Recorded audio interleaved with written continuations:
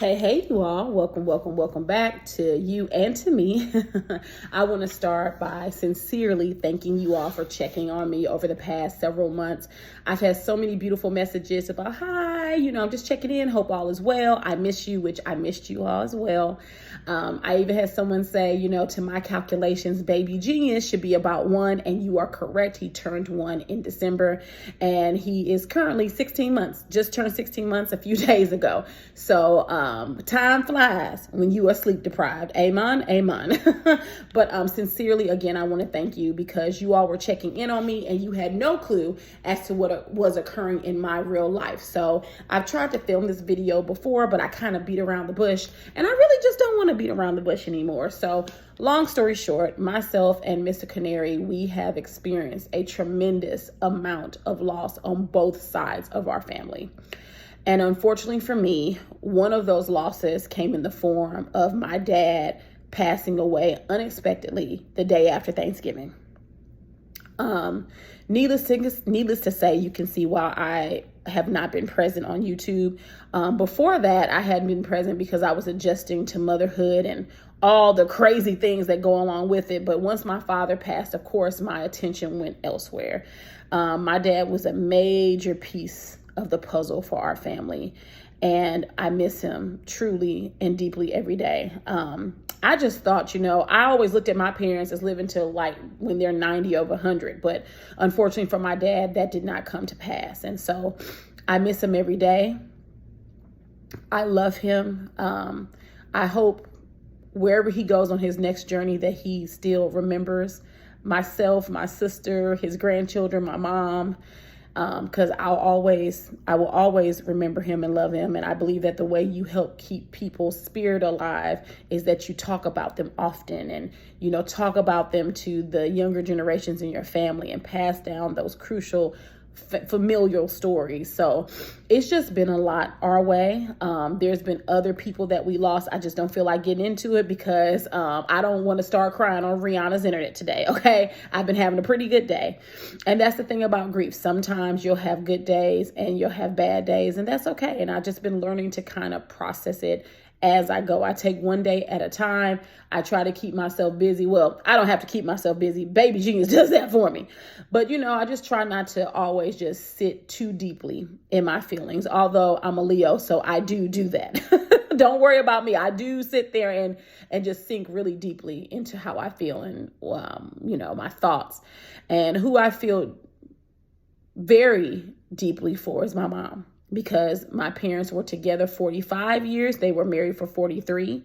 The venue that we hosted his repast at was actually the venue they were going to rent out for their 45th wedding anniversary. And so it was bittersweet being there, but we wanted to honor my dad because he deserved it, and honestly, I'm not saying this because he was my dad, but he was an excellent man, one of one. There will never be another like him ever again in this life or the next or a different one. He was an excellent husband, father, grandfather, brother, cousin, uncle, co-worker. He was a very interesting man. He specialized in karate, or how he would say it is karate. I didn't say it that way. Don't cancel me. Okay. That's the way my dad would say it. He coached a softball team for the community. He was involved in different organizations. He used to race motorcycles and cars with his brother. And, just an overall very interesting man who had very interesting hobbies. He was a very intelligent man. I don't know if he thought that, but he definitely was. So many specialties and licenses that he held, to the point where he could be around the United States presidents and other dignitaries, different security clearances and things of that nature. He just was an excellent man. And, as my dad told me once, I don't get to call the shots. I don't get to be selfish. If it were up to me, he'd be here another 30 years, but that's not what reality is. So I love him and I miss him. And that's why I have been missing in action, because I needed time to really fully process it. If you're on a grief journey like I am, I am currently reading a book by Marissa Renee Lee. She is a Black woman author. The book is called Grief is Love, Living with Loss. It is a very beautiful book. It has been helping me as I learn to process and walk through this grief. I usually can take a week to read a book, but I've had this book for about a month and a half, maybe 2 months, and I'm not even halfway through. And that's because, of course, she's recounting her story of losing her mother and some tools that helped her. And of course, that can be triggering. So I have to digest it in small bits. And that's the way I do. And also, I love to write in my books and highlight. That's why I could never do audiobooks. I only do audiobooks where I have to read a book and I'm not going to be able to finish it. So I turn the audiobook on so I could just, move through it really quickly. But if you are in a state of grief, it doesn't matter whether it happened 2 weeks ago, 2 days ago, 2 months ago, 20 years ago, 30 years ago. Grief knows no bounds. It does not have a time limit, and you are free to how you feel. So if you want to, I implore you to pick up this book. It's pretty good. And again, it's by a Black woman author. So, I had to support it. I bought this actually from a Black owned bookstore here in Houston. So that's what that is. So that's where I've been. Again, thank you all so much because you all had no clue what I was going through and you still were checking in on me, and it made a sister feel good. So I'm going to be okay. My family's going to be okay. I do believe that my dad is right beside us every step of the way. He is not in this plane of existence, but he is in another. I just hope that he carries us in his heart, so to speak, anywhere he goes, because he'll always be in mine and he'll never leave it. So before I get to water working, we're going to leave that there, just right there. It's okay. It will be okay. So we're going to leave that there and we're going to move forward. So you all know why I'm here. You watched the same reunion that I've watched for the past 2 Sundays. Real Housewives of Potomac, Season 8, Reunion Part 1. Before I continue, I'm only able to transition like that because, I have to. Please don't take that as being cold-hearted. I think about my dad every day. Myself and Mama and Papa Canary, we're a very close-knit family. So please don't take it as if I'm just moving on, because I'm not. I just don't want to cry on this here internet, okay? And then, although I'm not on camera for this video, I'd be damned if someone give me the Jordan ugly cry face, okay? And also how my family handles pain is laughter. I'm just letting you know that now. But of course, I just don't want anybody to think I'm just cold-hearted, oh, my dad passed and moving on. That's not, he passed in November, you all. It is April. So that's why I'm only able to transition like that. So just putting it out there in case someone was like, damn. And also my dad had a huge sense of humor. That's where I get my sense of humor from, him and my mom. So, but yeah, we're just going to leave that there. And that's why we're moving forward to talk about the reunion. So this is not going to be an easy video. So if you have any feelings around any of the topics that have been discussed at the reunion, then I'm going to give you some time to go ahead and exit on out. Okay, because I don't want anyone to be triggered, and your mental health is far more important than some dumb video about a show, a reality TV show, right? You don't have to listen to this. I appreciate the view, but you don't have to trigger yourself. So go ahead. What does Brooke Ashley say? Shout out to everyone. I had fun. So go ahead and throw up the deuce, and I'll see you next time. How about that? But I think there is a particular type of delusion that is occurring among Gizelle and Robin fans about what Gizelle actually accused Chris of, because I do want to be upfront that she absolutely accused Chris of sexual assault, sexual intimidation, and sexual harassment. And yes, I already know this video about to get demonetized. I don't do it for the money. If I did, I wouldn't even come on, okay? But she absolutely accused him of those things. And unfortunately for me, I have to go back and reference season 7 when I thought season 7 had been asked and answered, but apparently it had not. So to kind of understand the gravity of what Gizelle accused Chris of and everything going on between Gizelle and Candace, we do have to go backwards, unfortunately, because folks got selective amnesia, y'all, and we just can't let them have it. But also, I think a lot of the confusion comes from, and I say this seriously and it has nothing really to do with Potomac, I think a lot of people don't have a firm understanding of, laws, regulations, statutes. They don't have, I really do believe that the United States does a disservice to its citizens to not require mandatory legal education from kindergarten throughout high school, college, wherever, because you all should know your rights and you should also understand it. And I think that there are times where certain agencies take advantage of you not knowing your rights because they can. And they have a badge and they can tell you something's legal or illegal. And you're like, wait a minute, do I have to do this? Do I have to step out the vehicle? And you don't know these things because you have not been properly educated. So it's not your fault. But that's why I'm a huge proponent of like know your rights camps. I think Colin Kaepernick hosts those. I have a friend who's an attorney who also he hosts those in the state that he lives in. It's not called Know Your Rights, but it's something similar about how you interact with police and what are your rights and what you can do and cannot do, what you should do and shouldn't do. And so I think that knowledge should be widely available to everyone. I don't think it should just be learned once you get in law school or once you become a paralegal or something. Like, you shouldn't have to be in the legal profession to know it. With that being said, I think that's where a lot of confusion and hangups are coming around sexual assault. And we'll get there. So let's kind of walk it back. Gizelle is saying that she didn't accuse Chris of anything, that she felt uncomfortable, and that's what she wanted him to apologize for, and that she has nothing to apologize for, which is incorrect because she didn't do anything wrong. And, Gizelle is playing stupid, right? She's playing Karen. She's giving us Karen antics and behavior, okay? Because when we go back to season 7, right? As I stated in the last recap of season 7's reunion, there was obviously a plot to make Chris look like some type of sexual deviant who flirts with his wife's coworkers at minimum. At minimum, he's flirtatious, right? You have Ashley, you have Deborah, Mia, Gizelle, all accusing him of various inappropriate acts or conversations with them. And I find it very ironic that if he did have this behavior, why are we just now talking about it? Or why did we just talk about it in season 7? Why wasn't it in season 6, season 5? See, if you juxtapose him against Michael Darby has had these allegations across multiple seasons, not just one. And that's how you know this is a storyline for Gizelle and Ashley. I'm not sure why Ashley is flying under the radar with Candace, because she was totally a part of that plot.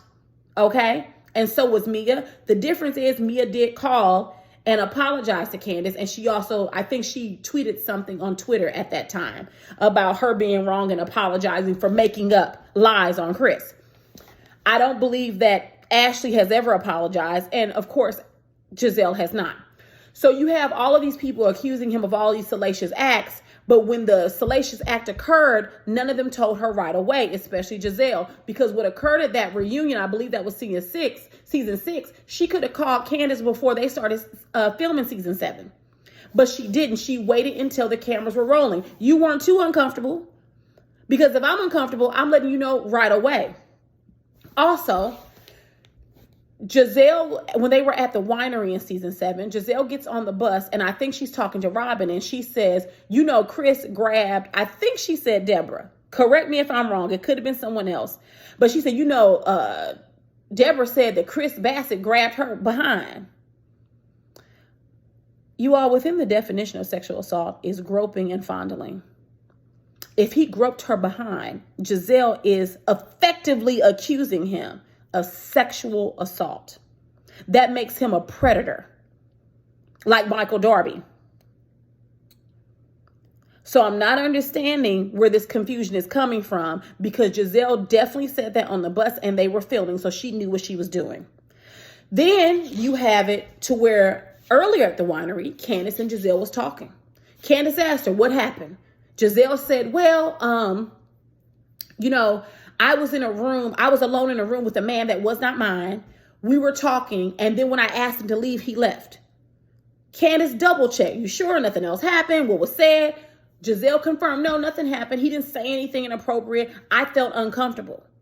And here's where everything took a turn. Candace said, well, wait a minute. You don't think that there was any malintent behind any of that, do you? And Gizelle's response was, well, I don't know. So you just sat here and said nothing was said that was inappropriate. Nothing was done that was inappropriate. You just felt uncomfortable because you were alone with another woman's husband. But he didn't make you feel that way. And all of a sudden, there was some type of malicious intent behind what he did. And that is the problem. There are a lot of innuendos. There are a lot of loaded words being used by Gizelle that all amount to harassment, to sexual inappropriateness, and to assault. Just because she does not use those words, she is literally using the definition of those words. If I tell you all I'm going to the Galleria Mall and I'm going to go and I'm going to look around and I'm going to purchase a few items and then I'm going to leave. What did I just describe? I described shopping. Just because I didn't say the word shopping does not mean that's not what I did.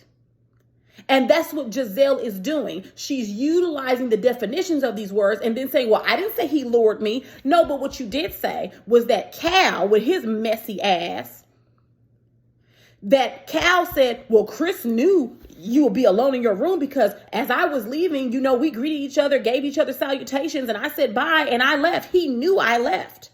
So now you're speaking to Chris's mens rea. How do you know what Chris knew? You're the only glam person she has on her team, which, Cal, if you are, I can tell because she always looks a hot mess. To be fair, this reunion is the best she looked, and still it wasn't good enough, okay?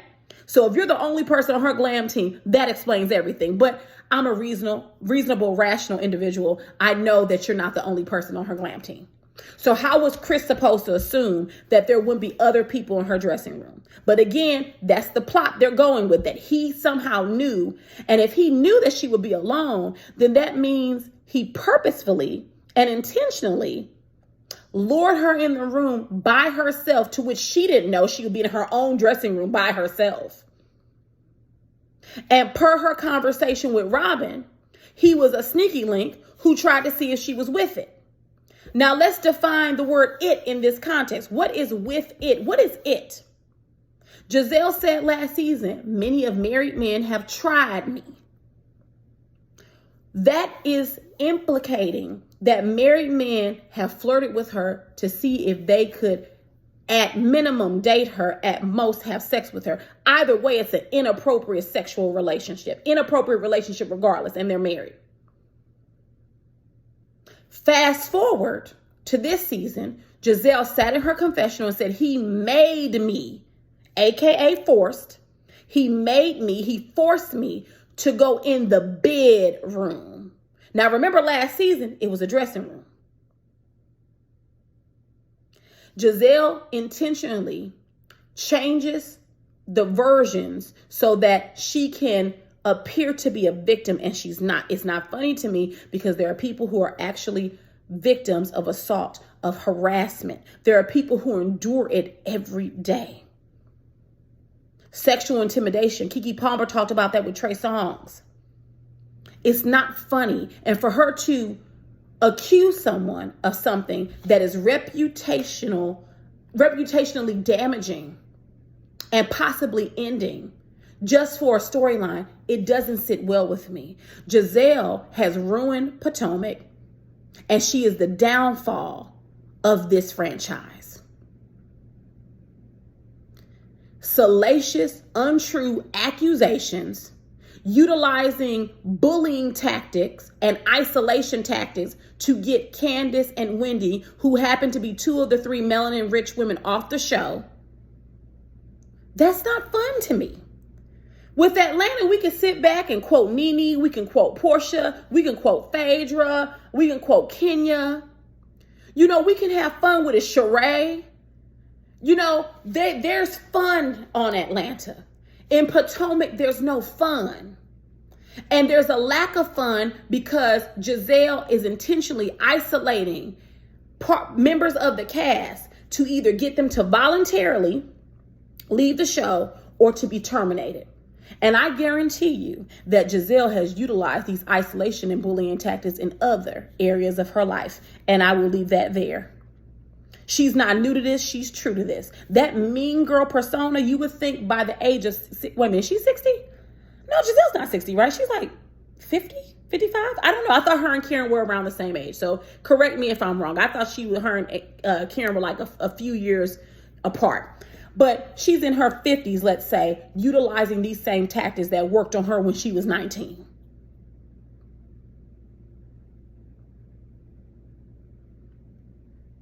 All of this for a storyline and because Candace and Wendy would no longer bend over and kiss the ring.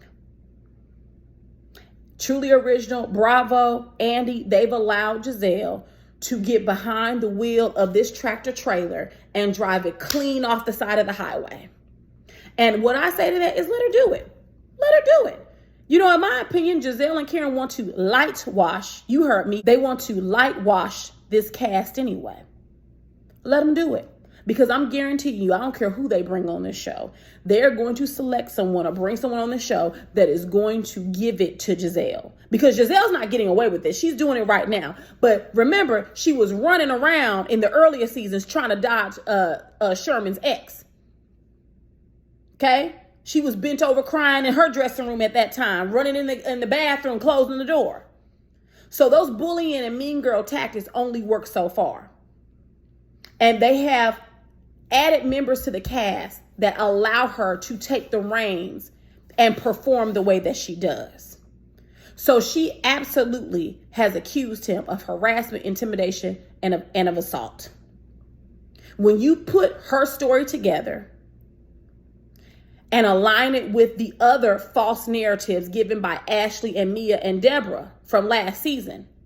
So he forced you to go into your bedroom, because that's the word she used, bedroom, in the confessional this year. He forced you to go in the bedroom. He knew you would be alone, and he was trying to see if you were with it. It is defined as sex.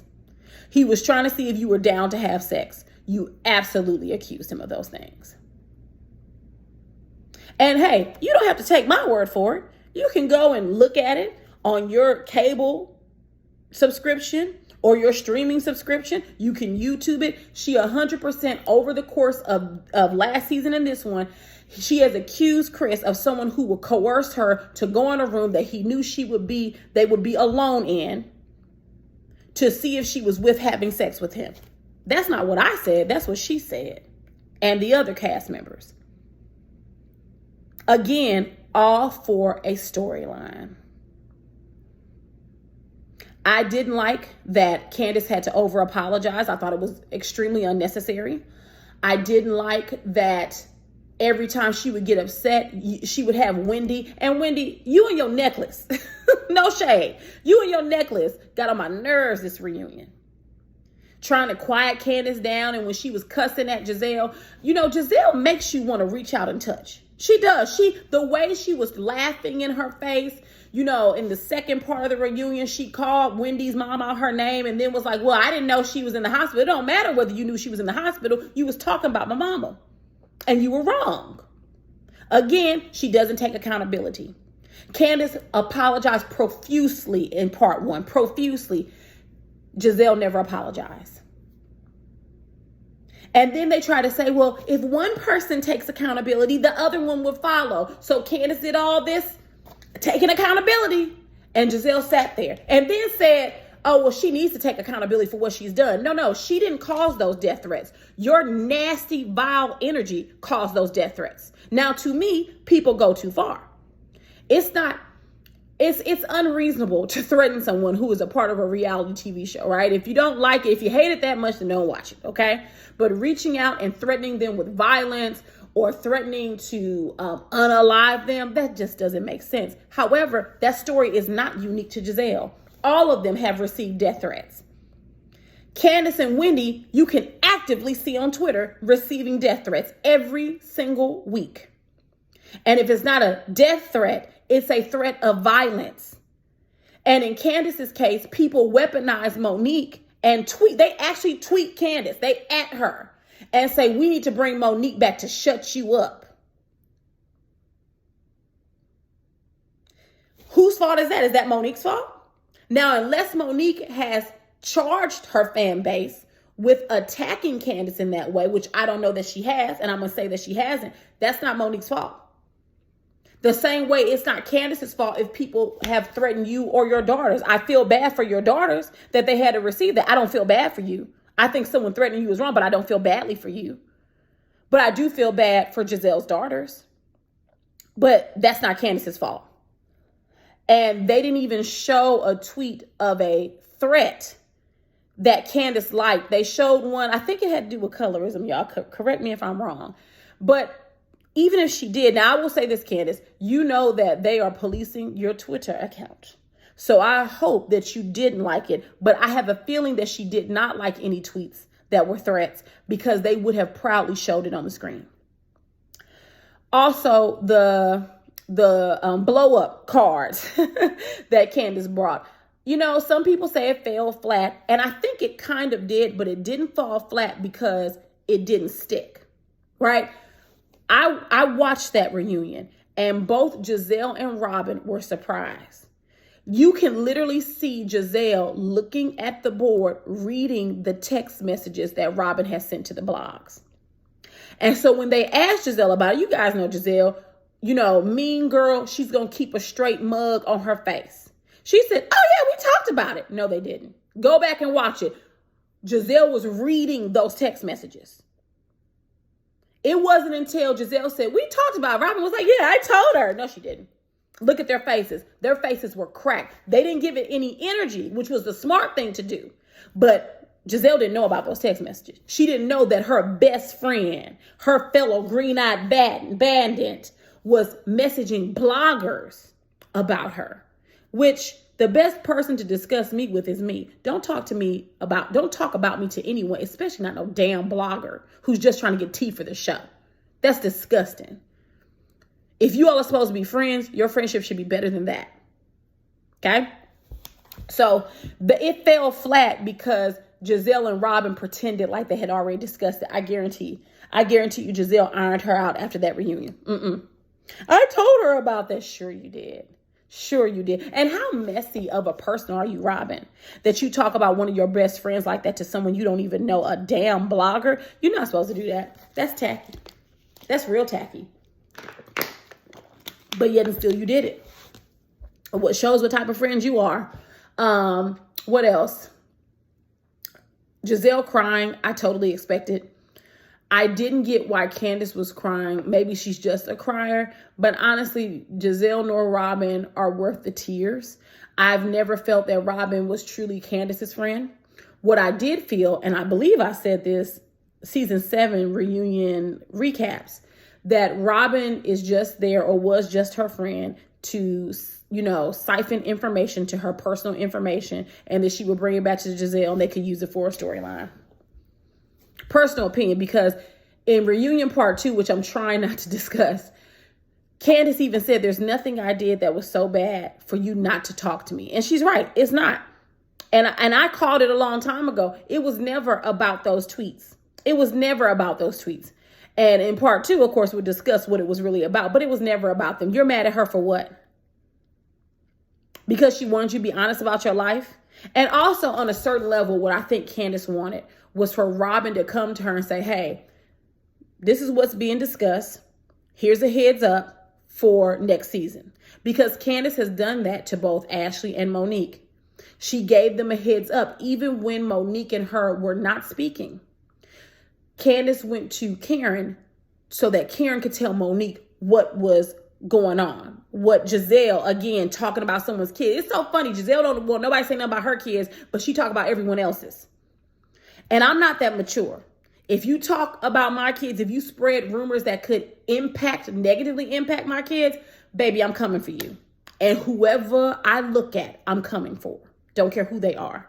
Because that's ridiculous. Like, Gizelle can't keep getting away with behaving this poorly. No one ever said, stop, hold it. Gizelle, what are you apologizing for? Really quickly, let's go. Because she couldn't do it, and she refused to. But everything Candace said or did, she was, Wendy's pattern. Oh, no, okay, don't say that. No, I'm going to say what I want to. I'm going to say what I want to because Gizelle ruins people's and damages people's reputations. for a storyline because she doesn't want to live her true life on camera. As her best bud over there doesn't. When it comes to Juan and Robin, I have nothing to say. She 100% don't care, and neither do I. They're not breaking up unless Juan divorces her. Otherwise, they'll be together in misery together. The irony of this whole thing is that Juan could travel to a hotel to merely pay for a hotel room for a stranger, but he couldn't even be with his wife and sit behind her and support her. That's the gag. And Robin could try to deflect and smile and do whatever, but I can almost guarantee that woman cries every night because she is not in a loving household with that man. Oh, he's so interesting, is he? Because he hasn't been interesting on the show. No, he does not need a 2-hour special. Take that idea to ESPN. We don't want to see it on Bravo. What else? Mia and Gordon, really quickly. I think this is a fake storyline. And it's particularly insidious because they are using their son's paternity as part of that storyline. It's disgusting. But what more can you expect from Mia and G? Okay. Then we have Nneka. I'm very disappointed in Nneka. Nneka is a beautiful, intelligent woman, and instead she allowed Gizelle and Robin to utilize her to attack Wendy. It never is going to work out for you. You should have just came in there and been neutral and got to know everyone, but instead you wanted to come in with a bang, and it did not work. That whole reunion, her and Ashley were on mute. Beyonce challenge, okay? That's what they were on. And it's a shame. And really quickly, I didn't appreciate them asking Nneka, well, is what Candace describing, is that the definition of sexual assault? And she's going to say, no, it's not. No. We're not talking about what Candace is talking about. We're talking about the totality of what people have accused him of. Because Gizelle did accuse him of that. And you wouldn't know that because you were just in the moment wishing that Andy asked you a question and you were trying to be relevant, okay? Nneka, go on. I don't want to see you next season. I'm sorry. I wouldn't mind seeing her if she changed it up. But at this moment, I don't want to see you next season. And even to further that point, Nneka told Gizelle, she said, listen, if she just wants to hear it, just say that he didn't sexually assault you. Gizelle couldn't even say, hold it. Let's shut this down. Candace, I don't like you and Chris, but he never assaulted me. And if that is what I implied, I apologize. She couldn't do it because it would require her to abandon the lie and the narrative that she has been holding on for over 2 years now. She couldn't even say, no, he did not assault me. How disgusting. This is where Potomac is headed. Let them do it, y'all. Let them do whatever they want to. They want Gizelle to lead the reins. You got a drunk and a liar leading the reins. And that drunk was for you, Karen. Because I was very disappointed how you were trying to play like this noble politician on the couch and you didn't even know what you were talking about. Because the rumors have been that you're an alcoholic for several seasons, which, I wouldn't know if she is or isn't one. But when you're around here drinking and playing Mario Go-Kart in real life, that's a problem. You crashing cars and drinking. That's not a good look. You're wealthy. Isn't your husband the Black Bill Gates? You can't get around in a car. You can't have a driver drive you to the bar and the next one and take you home. You're on Potomac. You have enough money to get multiple facelifts, but not enough money to take an Uber. Okay, we'll discuss it later. But anyways, get down in the comments and let me know your thoughts. Reunion 1 was, man, that was rough. But yeah, I'll get on here in a second and talk about part 2. And if there's nothing else, I will see you all later. Bye.